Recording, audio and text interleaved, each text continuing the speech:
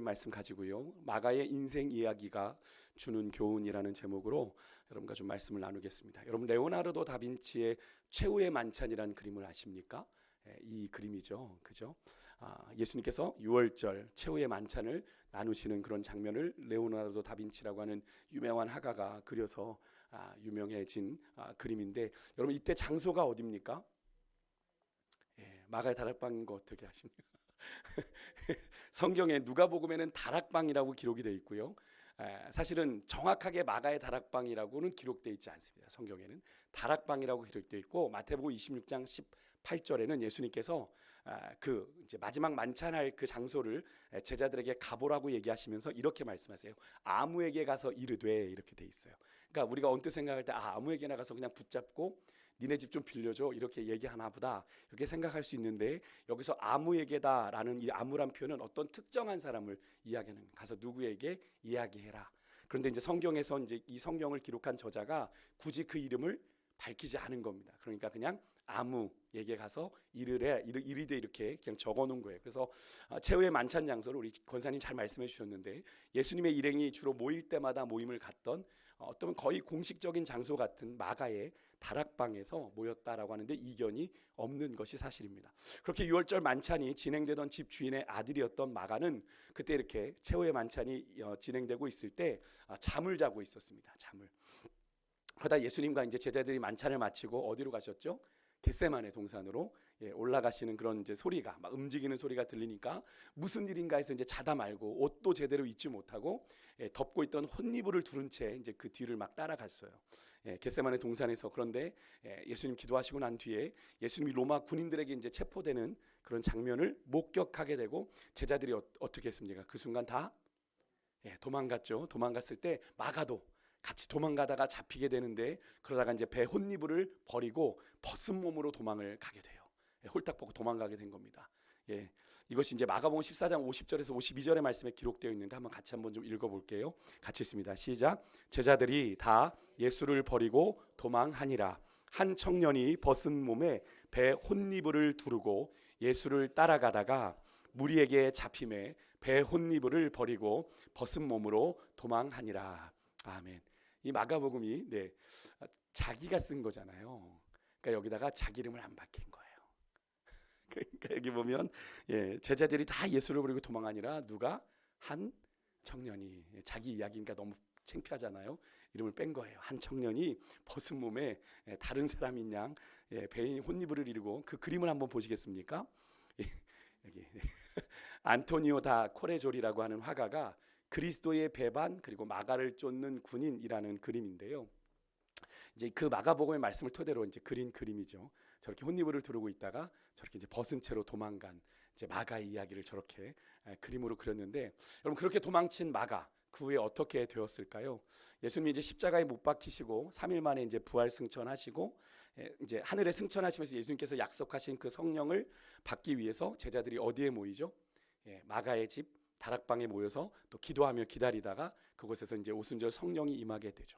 성령 충만을 받은 베드로가 복음을 전파할 때 아주 놀라운 복음의 역사들이 나타납니다. 3,000명 그리고 허다한 무리가 예수를 믿는 역사가 일어나죠. 성령의 충만하신 역사 가운데 초대교회는 날로 부흥하는 그런 경험하게 되었는데, 그러면서 동일하게 일어났던 것이 바로 스데반의 순교 사건을 이유로 기독교인의 대대적인 박해가 시작됐다라고 하는 것이 이제 사도행전 8장에 보면 기록되지 않습니까? 근데 그것을 통해서 이제 오히려 복음이 더 열방으로 퍼져나가게 되는 그런 은혜를 우리가 사도행전을 통해서 확인하게 되는데, 그 당시에 이제 스데반 집사도 순교하게 되고, 또 야고보 사도가 예루살렘 교회 지도자로 있었던 야고보 사도가 순교를 하게 됩니다. 근데 제가 이제 새벽에도 지난번에도 한 말씀을 드렸지만, 이 야고보 사도가 내가 예수님의 잔을 마실 수 있습니다라고 호기롭게 얘기했는데 그대로 됐다고 제가 말씀드렸잖아요. 그게 바로 이 야고보 사도죠. 그러니까 야고보 사도가 그렇게 순교했고, 또 많은 성도들이 그 당시에 잡혀서 투옥이 됐습니다. 이때 베드로도 감옥에 갇혀서 이제 죽음을 기다리고 있을 때 밤중에 어떤 일이 벌어지죠? 옥문이 열리고 베드로가 물을 묶었던 쇠사슬이 끊어지고 천사가 베드로를 일으켜가지고 자는 베드로를 일으켜서 밖으로 인도해 내었는데, 그 다음이 이제 사도행전 12장 10절에서 12절에 나오는데요. 우리 화면을 보고 함께 같이 한번 읽어볼게요. 같이 읽습니다. 시작. 이에 둘째 파수를 지나 시내로 통한 쇠문에 이르니 문이 저절로 열리는지라.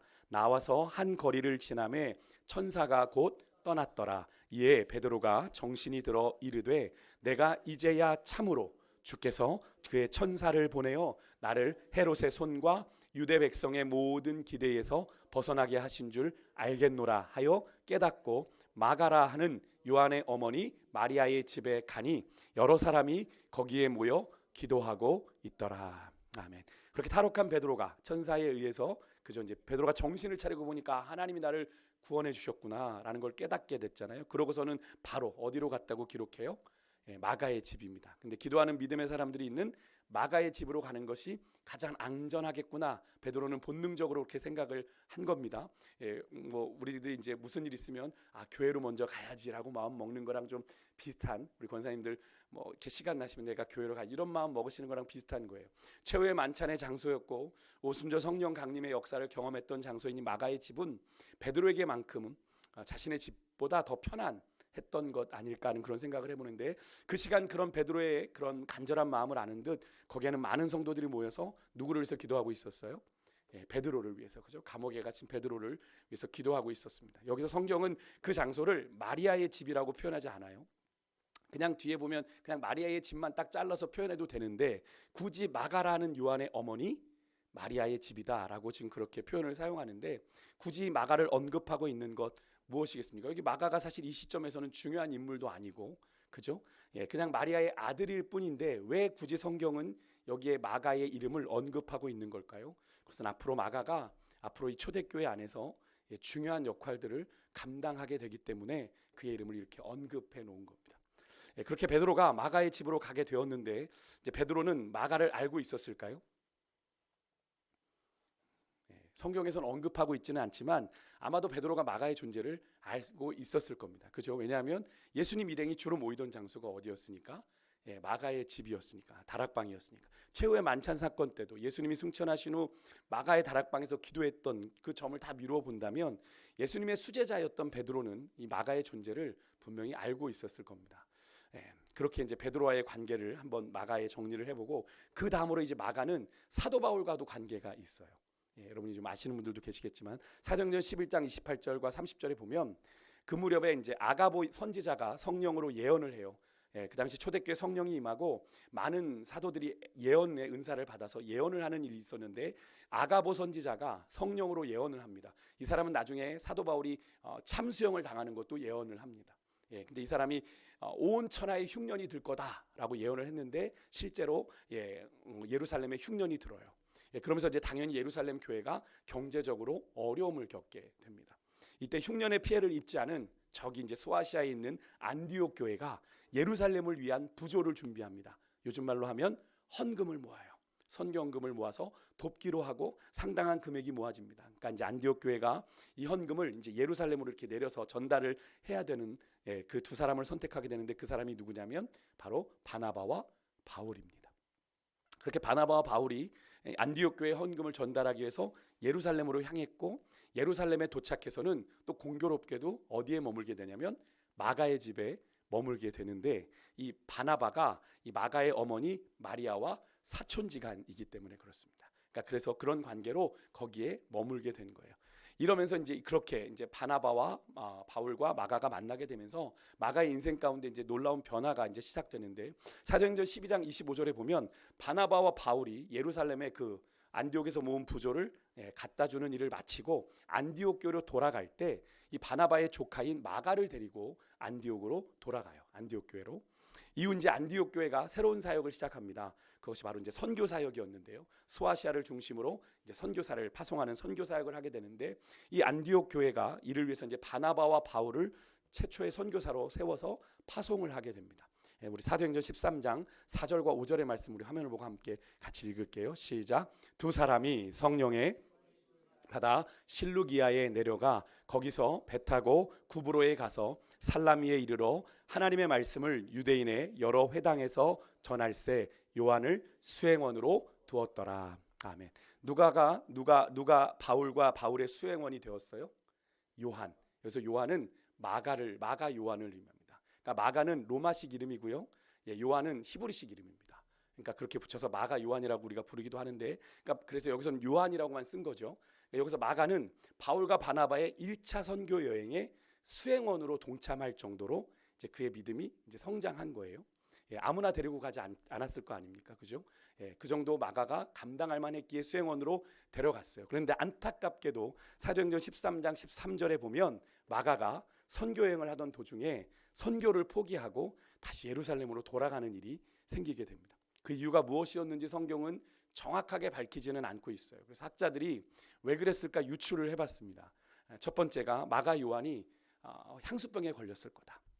고향이 그리워서 그러다가 그 낯선 타국에 가니까 고향으로 돌아가고 싶어요. 그래서 돌아갔을 거다. 아니면 이제 질병에 걸렸을 수 있다. 병에 걸렸기 때문에 더 이상 선교 여행을 할 수 없어서 돌아갔을 거다.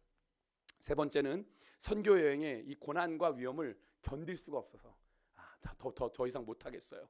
돌아갈래. 이렇게 돌아갔다고 보는 경우가 있고요. 네 번째는 원래 처음부터 요한은 거기까지만 가기로 했는데 바울과 바나바에게 제대로 전달이 안 된 거다. 참 조금 구차한 것 같아요.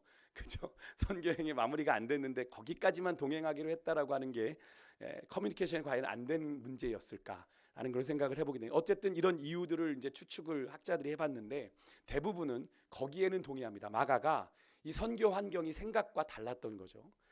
낯선 땅에 가서 복음을 전하는 일들이 녹록치 않았다는 걸 우리가 사도행전을 통해서 볼 수 있지 않습니까? 사도 바울이 가는 데마다 환영을 받았나요? 그렇지 않아요. 온갖 핍박과 박해를 받으면서도 복음을 전했단 말이죠. 그러니까 마가가 선교 환경이 생각했던 것보다 열악한 거예요. 그것으로 인해서 포기했다라고 추측을 하는데 거의 대부분의 학자들이 동의합니다. 많은 분들이 선교지를 그래서 이게 선교사로 헌신하는 분들이 마냥 이게 그런 생각 가끔 하시는 분들, 내가 해외 여행을 좋아하거든. 그래서 나는 선교에 딱 안성맞춤이야. 라고 얘기하시는 분들이 가끔 있어요. 그럼 저도 선교지를 많이 가보지 않았습니다만 선교사 하시는 분들이 그래요. 해외여행하는 기분으로 오세요. 그렇게 얘기하면 이제 그렇게 가셨다가 돌아오신 분들을 참 많이 봤습니다.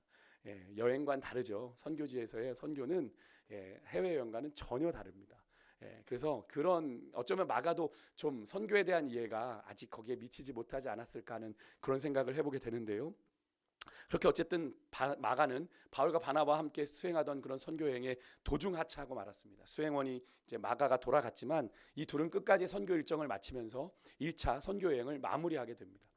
이 선교 여행 후에 이제 교회에 좀 논란이 발생을 해요. 뭐냐면 마가 때문이 아니라 이렇게 이제 바울과 바나바가 복음을 전했던 곳이 다 이방 땅이잖아요.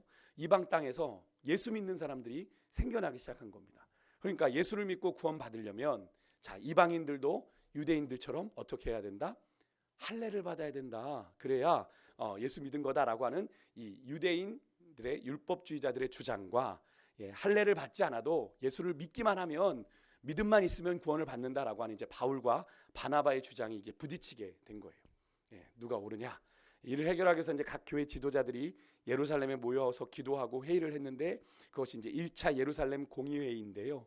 이 공의회에서 이제 이런 결정이 나게 됩니다. 우상의 더러운 것, 또 음행하는 것, 목매어 죽인 것과 피를 멀리하는 이런 몇 가지 그냥 그런 규칙만 이제 정결례만 제시하면서 뭘 양보했냐면 믿음만 있으면 굳이 할례를 받지 않아도 된다라고 하는 바울과 바나바의 주장이 옳다라는 결정을 내리게 됩니다. 이 결정으로 인해서 이제 이방인 선교가 이제 더 본격적으로 열리게 된 거죠. 왜냐하면 이 할례를 받아야 된다라고 하면 사실 이방인 선교에 상당한 걸림돌이 되는 것 아니겠습니까? 그죠?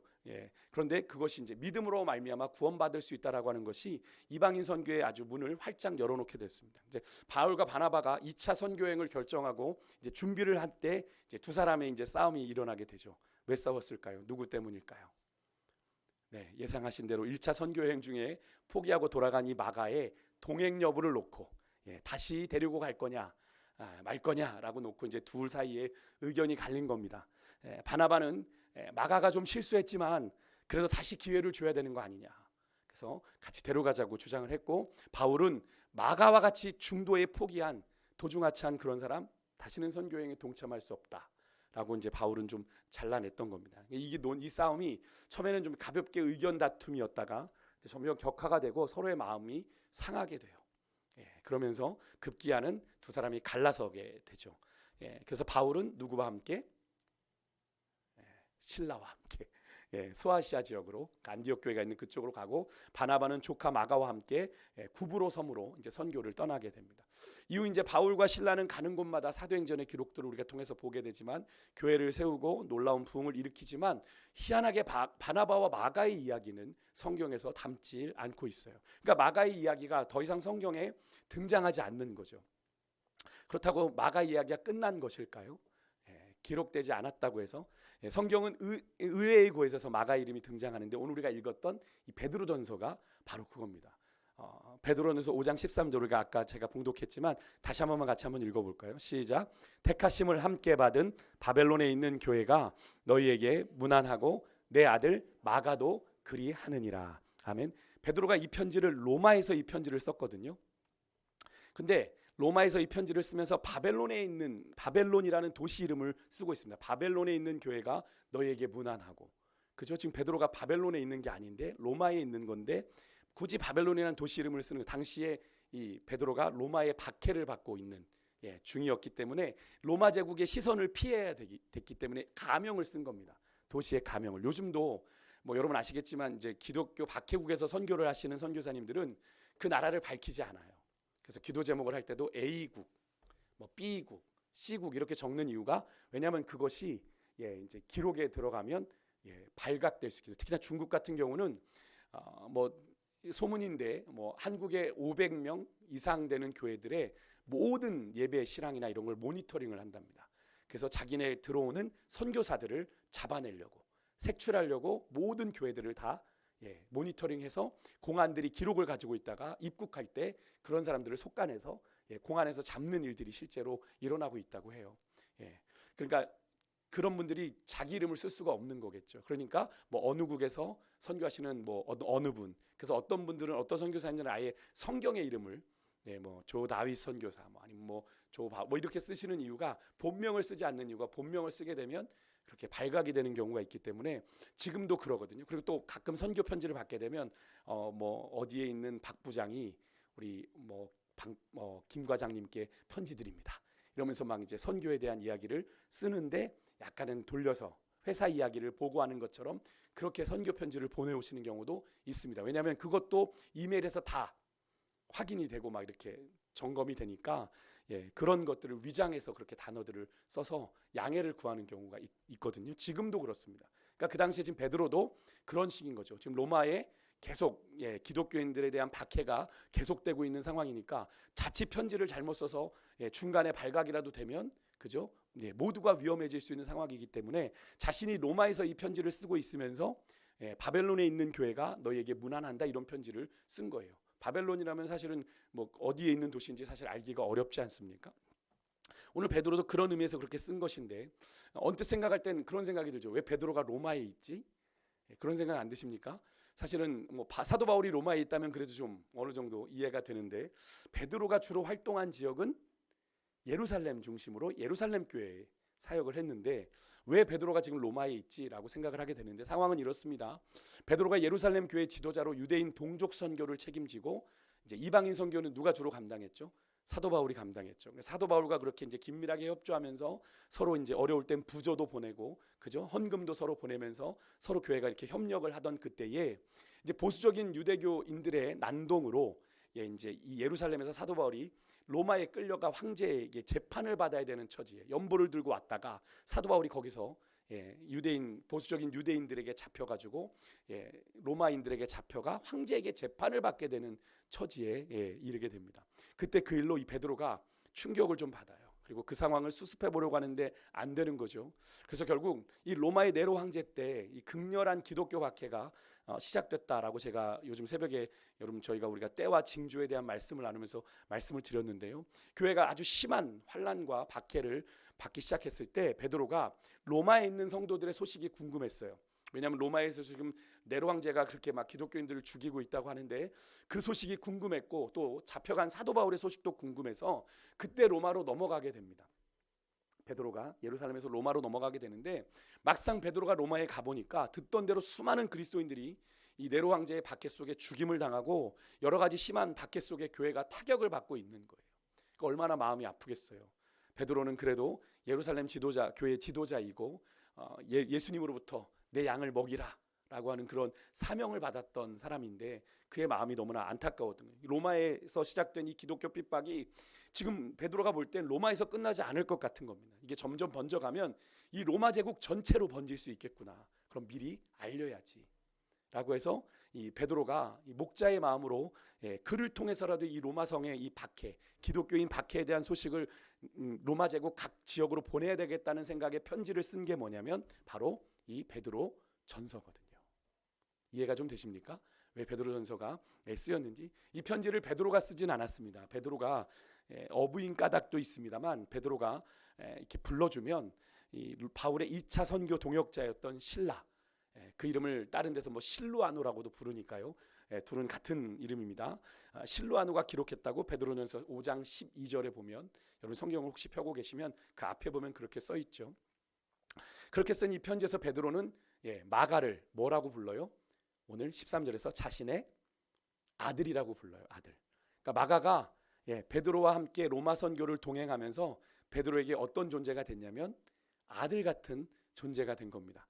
이렇게 하면 이 아들이라고 하는 표현을 들으시면 누가 떠오르세요? 바울과 디모데가 떠오르죠.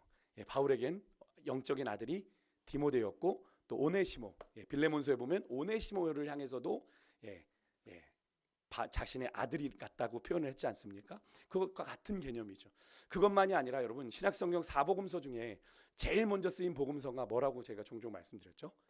마가복음입니다. 마가복음. 그래서 많은 학자들이 마가복음의 원자료설에 동의를 해요. 그러니까 마가복음이 복음서의 가장 오리지널 소스다. 가장 원자료다. 그것을 토대로 마태와 누가가 그런 그 자료들과 함께 자기들의 경험을 더해서 마태복음을 기록하고 누가복음을 기록했다 이렇게 보거든요. 그러니까 마가는 12제자들처럼 예수님과 직접 관련성이 없는데 어떻게 예수님의 이야기를 이렇게 기록할 수 있었을까요? 어떻게 이 마가가 예수님의 이야기를 기록할 수 있었을까요? 바로 예수님을 가장 근거리에서 목격하고 누구보다도 예수님에 대해서 잘 아는 누구와?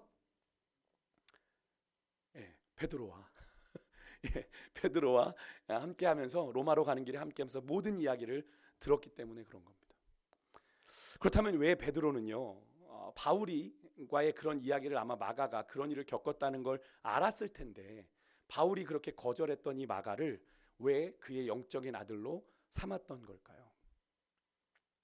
성경에서 그 직접적인 이유를 찾아볼 수는 없습니다만 추측해 본다면 저는 예수님을 3번이나 부인하며 주님을 따라가는 제자로서의 삶에 어쩌면 큰 실패를 한번 경험했던 이 베드로가 보기에는 예수님을 따르다가 로마 군인들에게 잡힐까 발가벗고 도망친 마가, 선교 여행 중에 도중하차에 돌아온 마가, 그래서 사도 바울에게 버림받은 이 마가가 예수님을 3번이나 부인한 자신을 참 많이 그렇죠. 닮았다고 생각을 한 거예요. 맞아요. 집사님 말이에요. 닮았다고 생각을 한 겁니다. 서두에도 말씀드렸지만 예수님의 직접적인 제자는 아니었지만 예수님의 일행들이 자주 머물러 모임을 갖던 마가의 집에서 마가는 베드로와 관계하면서 마가에 대해서 베드로도 어느 정도 잘 알고 있었겠죠. 그죠? 그가 로마 선교를 계획할 때 그래서 마가에게 동행하자고 했고 그래서 선교 여행을 같이 하면서 베드로는 마가에게 예수님에 대한 이야기들을 들려주며 그를 제자로 삼았던 겁니다. 그로 인해서 마가는 여기서 아들이라는 건 베드로의 결국 제자라는 이야기잖아요. 베드로의 제자가 되고 베드로의 영적인 아들로 그 시간들을 통해 성장할 수 있었던 건데요. 이제 후에 보면 사도 바울도 그의 서신서에서 마가를 언급합니다. 골로새서 4장 10절에 보면 마가를 이렇게 언급을 합니다. 나와 함께 갇힌 아리스다고와 바나바의 생질 마가와 이 마가에 대해 너희가 명을 받았음에 그가 이르거든 영접하라. 이런 표현을 씁니다. 그러니까 이것을 미루었을 때 사도 바울과 마가의 그 단절됐던 관계가 어떻게 된 것 같아요? 다시 회복되었다는 걸 우리가 알 수 있는 그런 구절이죠. 그러니까 사도 바울의 마지막 서신인 디모데후서 4장 11절에서 마가를 자신에게 데리고 오라고 이야기를 합니다. 그러면서 이런 표현을 마지막에 쓰세요. 그가 나의 일에 유익하다. 그런데 다른 번역을 보면 내 일에 꼭 필요하다라고 표현을 하거든요. 그렇게까지 말하고 있는 걸 보면 마가가 이전과는 다르게 선교지에서 도중하차했던 그때와는 다르게 마가가 영적으로 많이 달라지고 많이 성장하고 성숙했다라는 걸 우리가 좀 알 수 있는 그런 장면인데요. 여러분, 오늘 우리는요 이 마가라는 인물의 일생을 한번 성경을 통해서 우리가 쭉 좀 따라가면서 살펴봤는데, 여러분 어떠십니까? 저는 오늘 이 마가의 일생에 대한 말씀을 좀 준비하면서 제 인생의 걸음을 한번 돌아보는 그런 시간이었어요. 나의 인생은 과연 하나님의 이야기인가 아니면 그저 나의 이야기인가? 라는 그런 질문을 좀 던져보았는데요.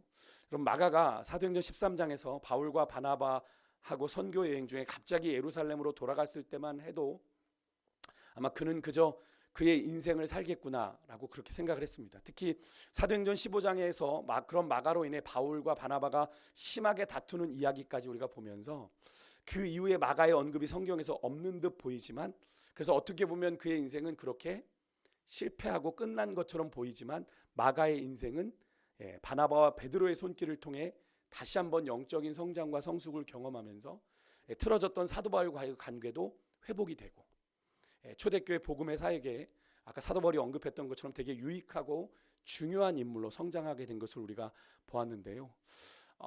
좀 미숙할 때는 그저 자신의 안위, 자신의 편안함만을 그저 살피고 돌아보던 이 마가의 인생이 후반부로 갈수록 그의 인생이 어떤 인생이 됩니까? 예수님의 이야기가 담긴 인생이 되고 하나님의 이야기가 되어서 베드로에게는 귀한 영적인 아들이 되고 복음서의 시작이라고 할 수 있는 마가복음을 기록한 마가가 되었던 것처럼, 저는 여러분과 저의 인생도 그런 하나님의 이야기가, 주님의 이야기가 있는 그런 인생이었으면 좋겠습니다. 우리가 그렇게 연약한 듯 보여도 실패해도 괜찮습니다. 하나님 뜻 안에 우리가 계속 따라가면 하나님 은혜 가운데 우리가 자라게 되는 건데요. 저는 또 한 가지가 이 마가의 이야기를 쭉 따라가 보면서 저는 이 베드로가 예수님을 3번이나 부인했던 자신의 트라우마를 바탕으로 이 비슷한 트라우마를 가진 마가의 마음을 품었다는 것, 그리고 그를 로마 선교에 동행시키고 그를 그렇게 동행하며 훈련해서 결국에는 베드로의 제자로, 베드로의 영적 아들로 성장을 시켰다라고 하는 이것이 저에겐 참 은혜가 됐는데요.